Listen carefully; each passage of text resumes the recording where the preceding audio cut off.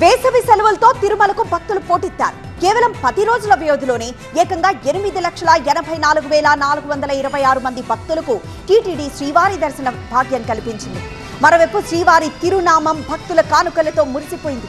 గడిచిన 10 రోజుల్లో స్వామివారి హుండీ ఆదాయం అక్షరాల 40,08 లక్షలు దాటినట్లు టీటీడీ గణాంకాలు వెల్లడిస్తున్నాయి. ప్రతిరోజు సగటున 88,000 మంది భక్తులు శ్రీవారిని దర్శించుకుంటున్నారు.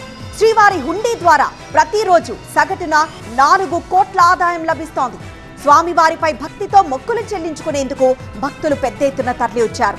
ఈ 10 రోజుల్లోనే మొత్తం 4,51,324 మంది భక్తులు స్వామివారిని తలనీలాలు సమర్పించి మొక్కులు తీర్చుకున్నారు. తిరుమలకు వస్తున్న అశేష భక్తజన వాహినిని దృష్టిలో ఉంచుకొని టీటీడీ ప్రత్యేక ఏర్పాట్లు చేసింది. వేసవి సెలవుల రద్దీ మరికొద్ది రోజుల పాటు ఇలాగే కొనసాగే అవకాశం ఉండడంతో సామాన్య భక్తులకు ఇబ్బంది కలగకుండా అన్నప్రసాదం, తాగునీరు, వసతి సౌకర్యాలను టీటీడీ నిరంతరం పర్యవేక్షిస్తోంది.